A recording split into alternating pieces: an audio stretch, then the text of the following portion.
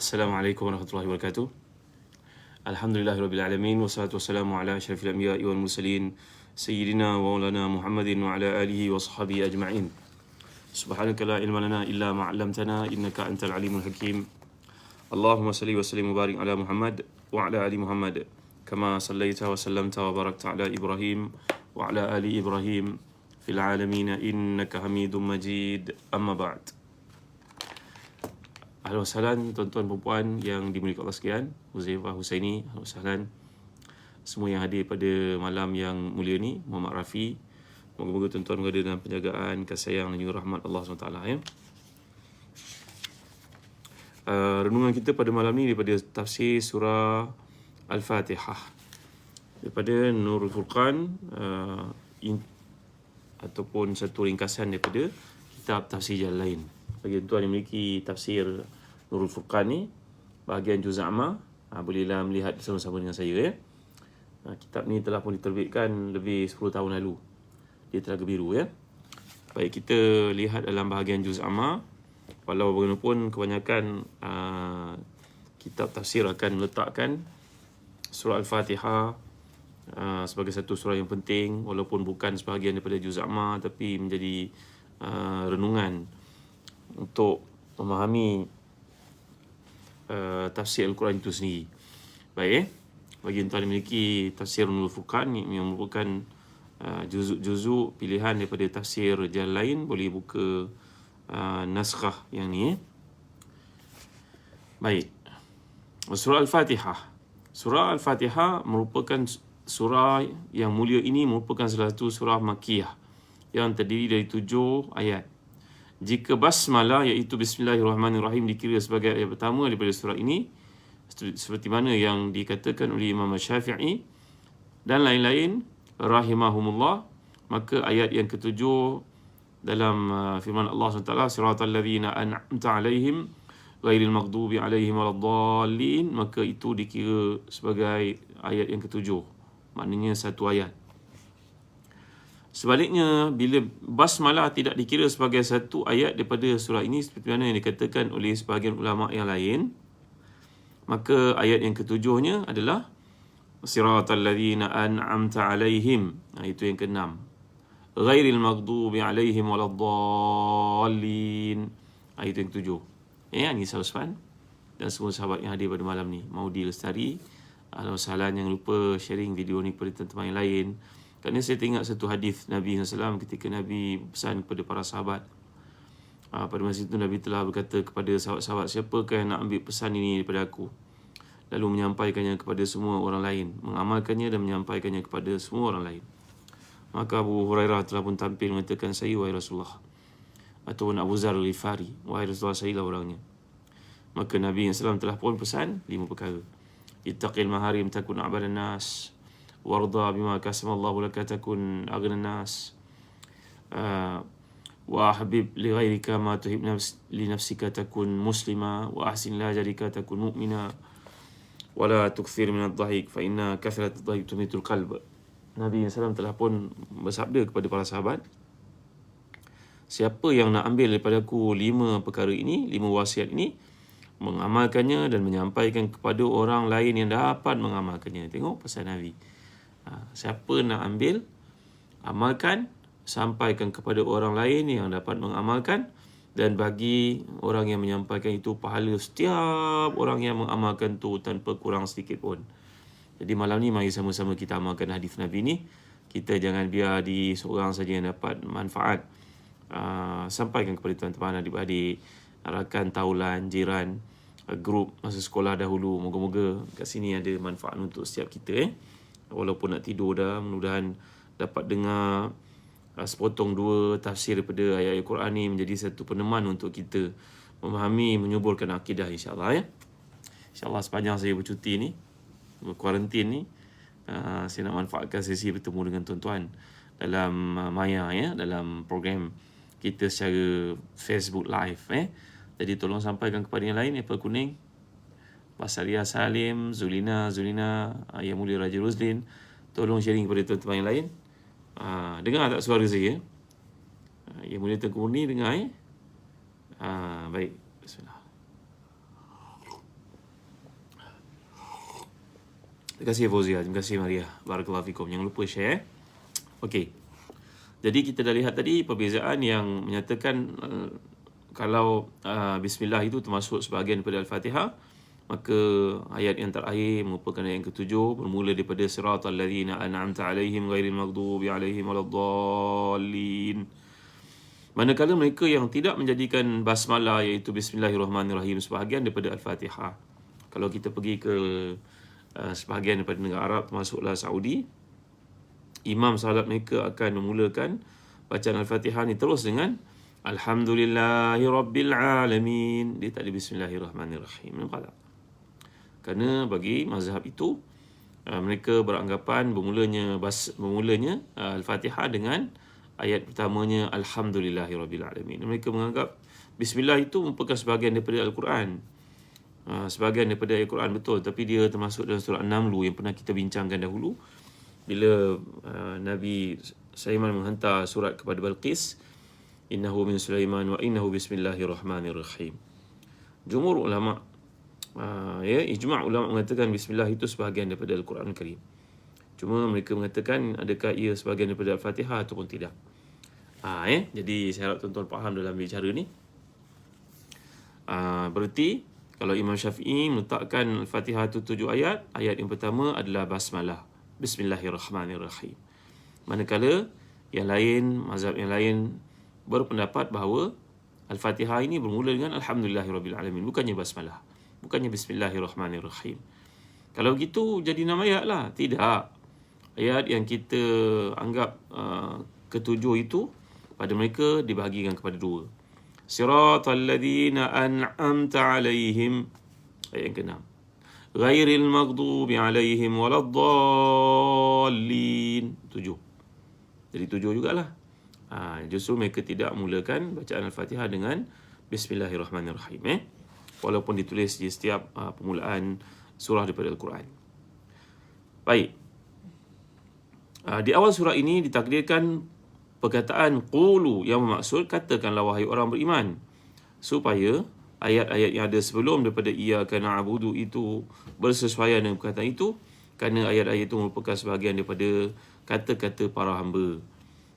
Jadi ini merupakan satu kaedah belajar dalam bahasa Arab. Ada benda yang mahzuf, ada muqaddar, ada yang kita tak perlu sebut, ada yang kita tak sebut kerana semua orang dah tahu. Dalam bahasa kita pun wujud perkara-perkara semikian. Dalam bahasa Arab ada maf'ul, contohnya ya, mabnil majhulnya, mabnil maklumnya. Ada kalanya dinyatakan fa'il, ada kalanya tidak dinyatakan fa'il. Itulah dalam bahasa Melayu pun ada juga perkara yang sama ya. Baik, ayat-ayatnya Bismillahirrahmanirrahim, Alhamdulillahi Rabbil Alamin, Ar-Rahmanirrahim, Maliki Yawmiddin, Iyyaka na'budu wa iyyaka nasta'in, Ihdinas siratal mustaqim, Siratal ladzina an'amta alaihim ghairil maghdubi alaihim waladdallin. Amin ya. Baik, dalam kitab Tibyan oleh Imam Nawawi mengatakan sunat kita mengucapkan amin sama ada dalam salat ataupun luar salat. Baik. Bismillahirrahmanirrahim. Aku mulakan dengan nama Allah yang Maha Pengasihani lagi Maha Merahmati. Alhamdulillahi Rabbil Alamin. Pujian bagi Allah, Tuhan yang memiliki dan mentadbir makhluk-makhluknya. Jadi Alhamdulillah ni berarti segala puji hanyalah mutlak milik Allah. Ialah satu ayat perkhabaran, ni jumlah khabariyah. Yang maksud untuk memuji Allah dengan kandungan ayat ini bahawa Allah SWT adalah Tuhan yang memiliki segala puji-pujian daripada seluruh makhluk, atau dialah Tuhan yang berhak dipuji oleh mereka. Ya, Masya Allah, Rahman Rahman, Barakallahu fikum. Cija, salah nama dah tak jumpa ya. Syarizal. Jadi perkataan Allah adalah nama khas bagi Tuhan yang disembah dengan sebenar-benarnya. Ya. Kemudian Rabbil Alamin, Rabbil Alamin, Tuhan yang memiliki dan mentadbir seluruh makhluk, iaitu yang memiliki segala makhluk termasuk manusia, jin, malaikat, binatang dan sebagainya. Setiap satu jenis daripada makhluk-makhluk tersebut dinamakan sebagai alam. Lalu dikatakan alam manusia, alam jin dan sebagainya. Jadi alam ni jamak pada alamin, ni jamak kepada alam. Ini kalau kita belajar bahasa Arab dipanggil sebagai mulhaq bijama' muzakkar salim. Ada jamak dalam bahasa Arab ni ada 3 bentuk. Satu dipanggil jamak muzakkar salim. Ada yang kedua jamak muannas salim. Yang ketiga dipanggil jamak taksir. Tapi ada dalam kaedah-kaedah jamak ni pula mulhaq. Mulhaq ni maknanya diasosiatkan dengan jamak muzakkar salim, padahal dia bukannya manusia, kerana alam itu satu benda yang tidak berakal. Ni pergi lanjut ke bahasa Arab. Nanti mudah-mudahan tuan-tuan dapat ikut kursus bahasa Arab yang diadakan di Telaga Biru. Dah lama saya sebut tuan-tuan, setahun tak buat-buat Ustaz. Ya, insyaAllah kita nak mulakan tak lama lagi. Namanya Arabiah lil Jami', yang bolehkan kita untuk menguasai Al-Quran, memahami Al-Quran dengan baik, memahami ibadah kita, memahami salat kita. Allah tak ada nikmat lebih sempurna daripada kita memahami bahasa Arab. Yang mana kalau kita tak belajar bahasa Arab, sampai bila lah kita tak akan belajar tuan-tuan. Ya, Azmi Faris, barakallahu fikum. Jadi tuan-tuan nanti insya-Allah boleh belajar bahasa Arab dengan kaedah yang kami utarakan dan kerjasama daripada Arab Saudi.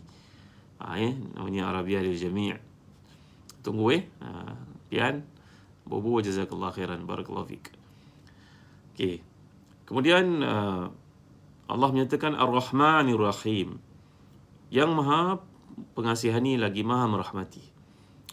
Kalau kita lihat dari sudut bahasa Arab, kata Imam dalam tafsir Jalalain, bahawa maksud Rahmanir Rahim ini mempunyai sifat rahmat dan kasihan belas yang layak dengan keesaannya, dengan mengkehendaki kebaikan kepada para hamba yang berhak mendapatkannya.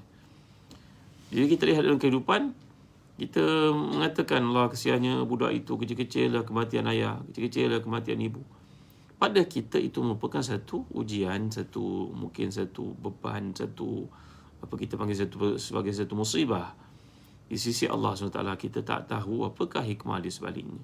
Walaupun dengan berlakunya kematian yang kita nampak seolah-olah macam satu bentuk kezaliman, na'udzubillah, untuk mengatakan demikian tuan-tuan. Bukan begitu maksudnya. Berarti kalau berlaku kematian kepada seseorang lelaki itu dan isinya dalam kemalangan, anaknya masih kecil hidup, maka tentulah dalam akal sebahagian daripada manusia yang cetek pengetahuan berkaitan dengan akidahnya berkata tak patut benda itu berlaku. Dia menghitung menggunakan akal fikiran dia. Sedangkan Allah SWT menyifatkan dirinya dengan sifat Rahmanir Rahim. Sebenarnya kita yang tidak mampu terjangkau dalam fikiran kita apa yang berlaku di situ. Kita yang tak mampu memikirkannya tuan-tuan. Setiap perkara yang berlaku tu semuanya ada hikmah yang berlandaskan kepada kasih sayang Allah SWT. Itu sebab dalam kehidupan kita digalakkan untuk mengucapkan Bismillahirrahmanirrahim dalam segala perilaku kita. Kullu amal ziba la yubda' bi bismillah fahuwa abtar. Kata Nabi kita SAW, iaitu maksudnya setiap perkara yang baik yang tidak dimulakan dengan Bismillahirrahmanirrahim, maka dia terputus daripada rahmat Allah. Bayangkan seorang daripada kita keluar daripada rumah setiap hari, kita mengajar diri kita, mengajak diri kita untuk mengamalkan 2 saja daripada sifat Allah pun dah memadai untuk hari itu. Apakah dia? Bismillahirrahmanirrahim. Dengan nama Allah yang Maha Pemurah, Pengasihani, Penyayang, Merahmati, Kasihan belas. Maka kalau kita jadi seorang pemimpin, sikap itu yang kita tonjolkan, kita amalkan. Kalau kita jadi seorang suami, itulah sikap yang kita teraskan dalam hidup kita. Seorang isteri, begitu juga. Kita seorang peniaga, menjual. Kita nak bagi makan kat orang. Sebagai contohnya, buka restoran.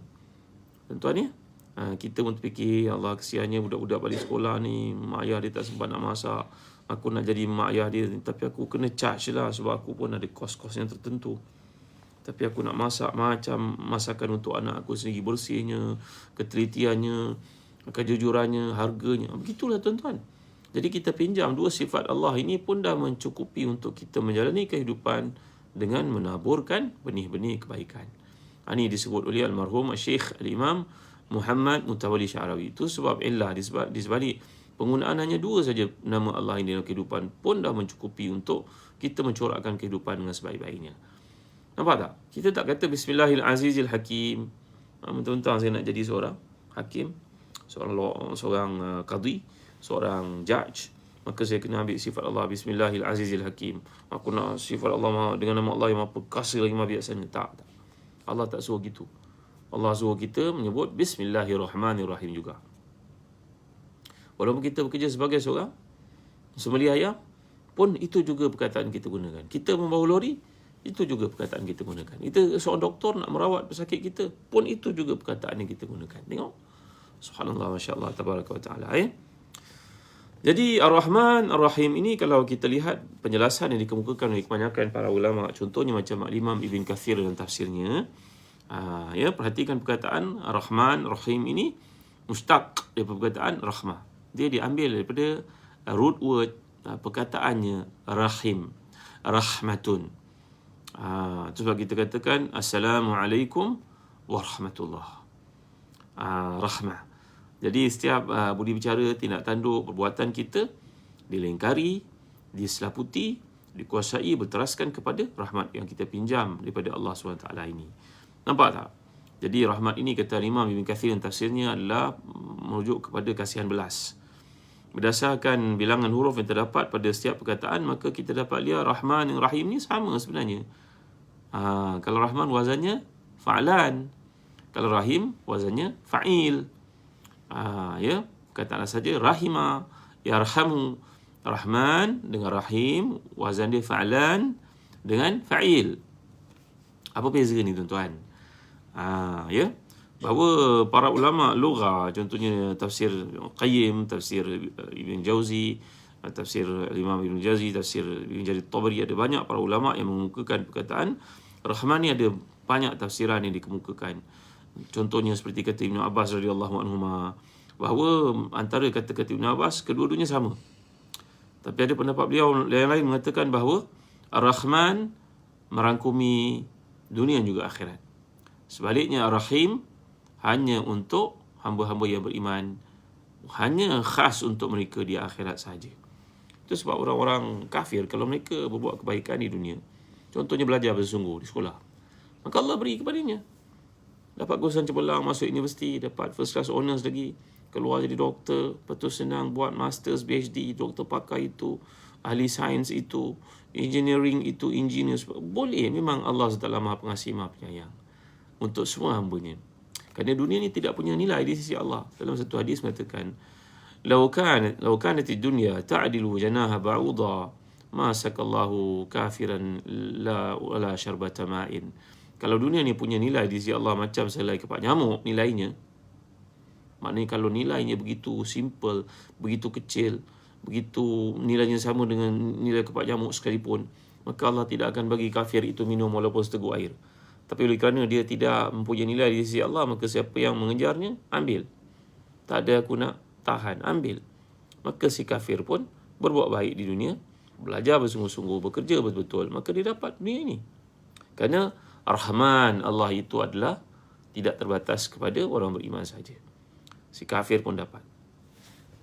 Dan sebuah hadis sahih menceritakan bahawa Sayyiduna Ibrahim AS, Abul Anbiya, adalah seorang Nabi yang kaya. Beliau sehari nak makan akan panggil tetamu-tamu untuk hadir di jamuannya. Mesti ada.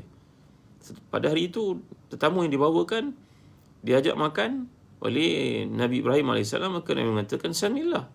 Ucapkan bismillah. Maka kata tamu itu, "Tak, aku tidak beriman kepada Allah." Nabi Ibrahim jadi sangat marah, murka kepadanya. "Keluar engkau daripada sini. Berani engkau datang rumah aku dan keadaan engkau kafir. Pergi engkau." Lelaki itu pergi.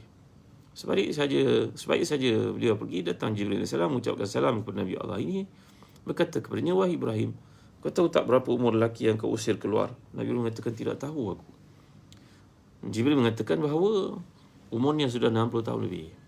Dia tidak pernah pun beriman kepada Allah. Tapi Allah tidak pernah menyekat rezekinya, wahai Ibrahim. Allah menyuruhmu untuk memanggilnya kembali, wahai Ibrahim. Urusan akidah itu adalah dia, antara dia dengan Tuhannya. Tiada kena-mena dengan engkau, wahai Ibrahim. Kau buat baiklah kepada manusia, wahai Ibrahim, sebagaimana Allah buat baik kepada engkau. Ibrahim AS pun pergi mencari lelaki tersebut dan menjamunya makan semula. Nak menceritakan kepada kita tentang kasih sayang Tuhan. Orang itu orang kafir ke, orang itu orang beriman ke, di dunia sama saja. Ada kasih sayang Allah untuk orang beriman, tak menafikan, ada. Tapi tidaklah bererti si kafir dinafikan. Adil Allah SWT itu. Dalam pendapat ini mengatakan Rahman itu adalah untuk si mukmin, si kafir sama saja di dunia, tak ada beza, Rahman. Tapi bila sampai perkataan Rahim, ia khas untuk orang beriman saja di akhirat. Ni salah satu pendapat dikemukakan dalam tafsir Al-Qayyim, riwayat daripada Ibn Abbas radhiyallahu anhu.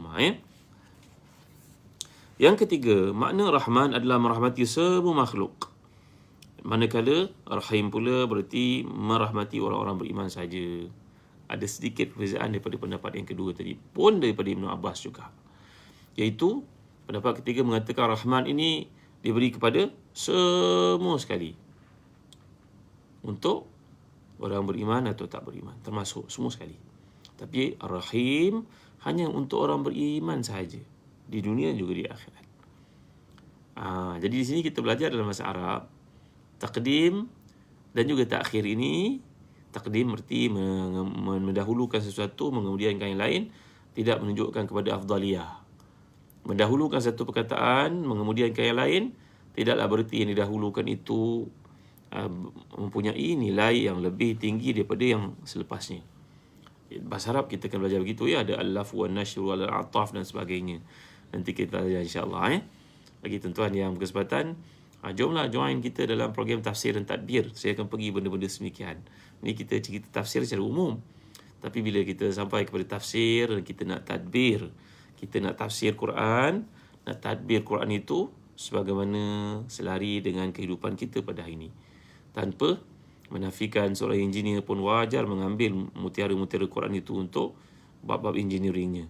Ya, seorang arkitek ambil seni, bukan saja seni bina yang terdapat cerita dalam Quran itu, menilai-nilai kualiti-kualiti kepimpinan sebagai seorang arkitek ada dalam Quran yang kita nak corakkan hidup kita semikian. Itu namanya tafsir dan tadbir yang kami sedang jalankan sekarang. Tapi terhenti tuan-tuan, kerana saya mendapat ujian COVID sejak 2-3 hari ni, tak sempat nak buat hari satu itu.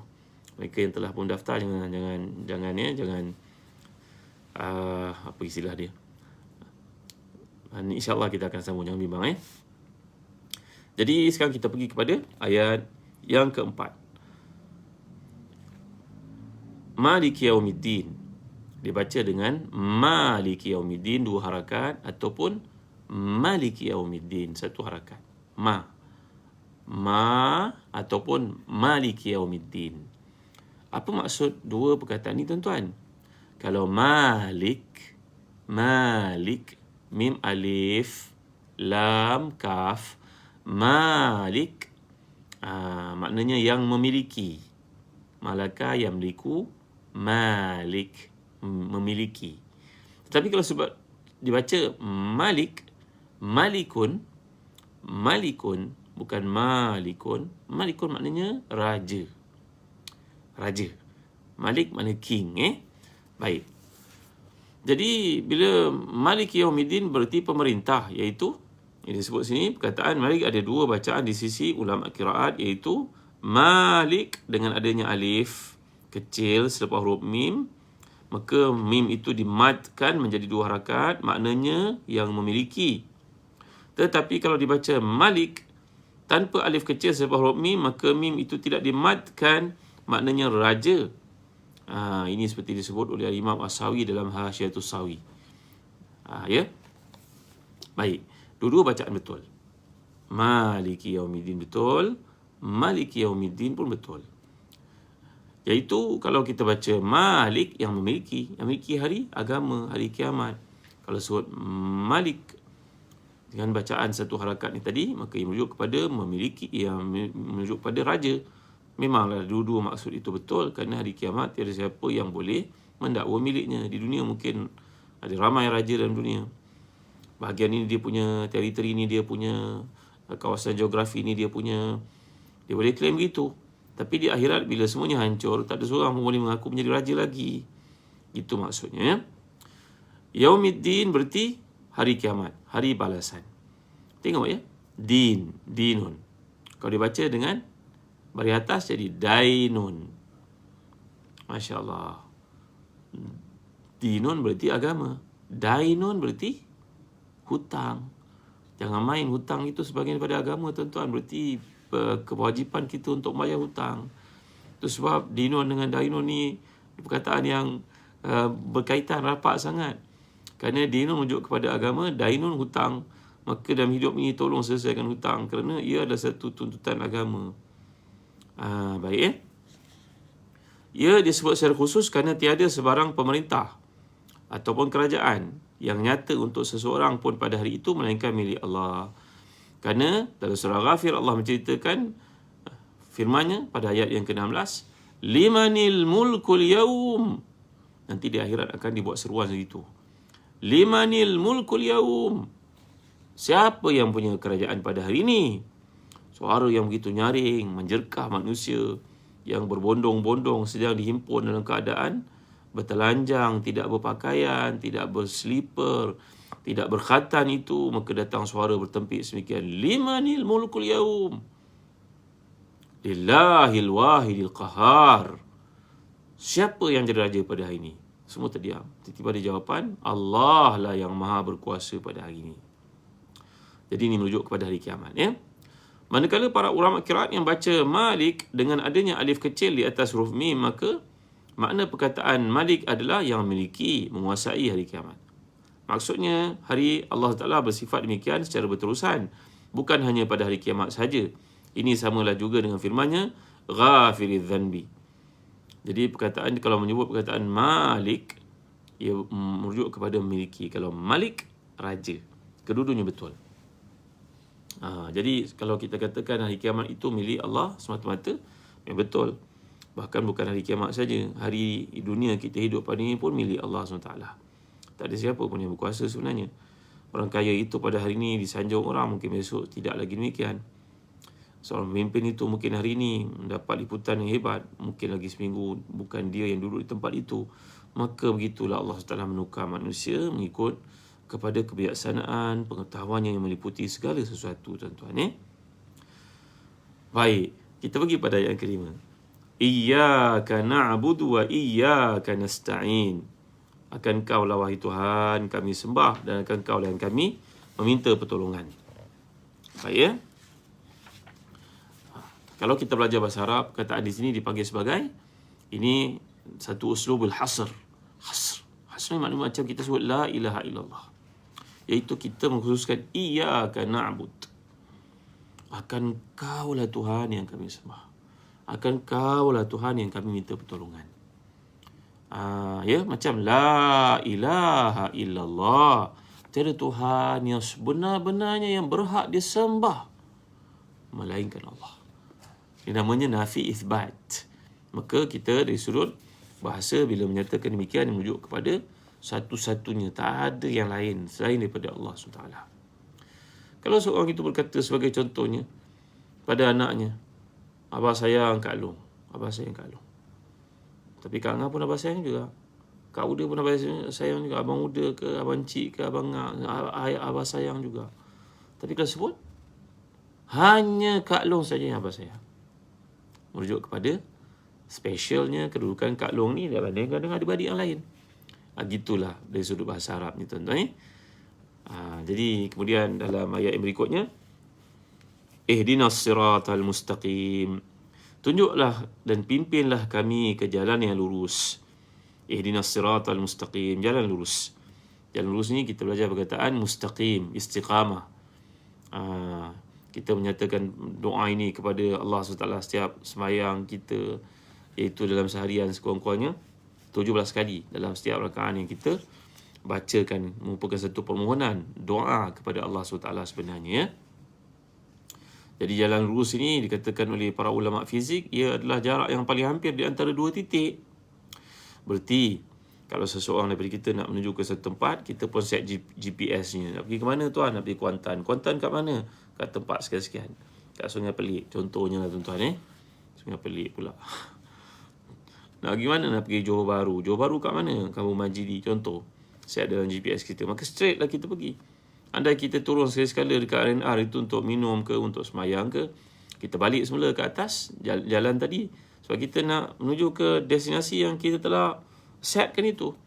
Maka demikian juga dalam kehidupan, bila kita telah meletakkan target kita untuk menuju jalan lurus ini, sekali-sekala kita terturun daripada landasan tersebut.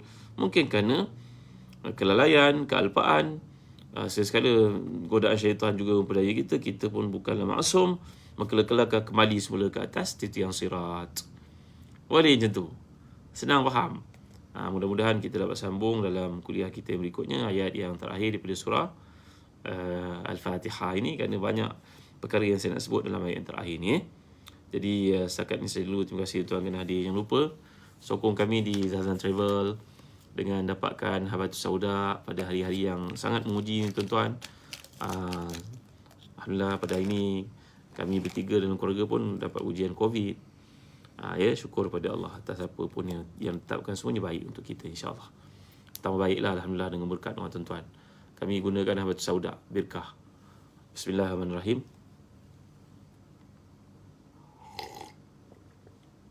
Dua pagi, 2 malam. Alhamdulillah. Syukur. Banyak peningkatan tuan ya. Batuk pun dah kurang. Demam pun dah tak ada. Alhamdulillah. Semuanya izin Allah. Kerana Nabi SAW sabda, ambillah Habatus Sauda. Padanya rawatan pada semua penyakit, melainkan kematian, kata Nabi. Alhamdulillah kami telah proses dengan jenama Birkah. Nampak tak? Birkah. Tuan-tuan boleh order terus daripada Zazan Travel. Tulis perkataan Birkah Habatus Sauda dalam Safari ke dalam Google ke, insyaAllah keluar Birkah Zazan Travel Habatus Sauda. Tuan-tuan boleh dapatkan. Kami sedang dengan kempen sihat bulan Ramadan, insyaAllah, dengan Habatus Sauda, dengan korma. Kami juga pengimport korma ajwa dari Madinah. Kami punya ajwa Aliyah. Ajwa Aliyah ni berarti datang dari Madinah. Ada sijil lahirnya daripada Madinah. Tuan boleh dapatkan. InsyaAllah korma ni sangat berguna untuk kita berpuasa sunat dalam bulan Rajab yang tinggal beberapa hari ni, bulan Syaban yang bakal datang, insyaAllah pada bulan Ramadan nanti. Tengok inilah korma ajwa.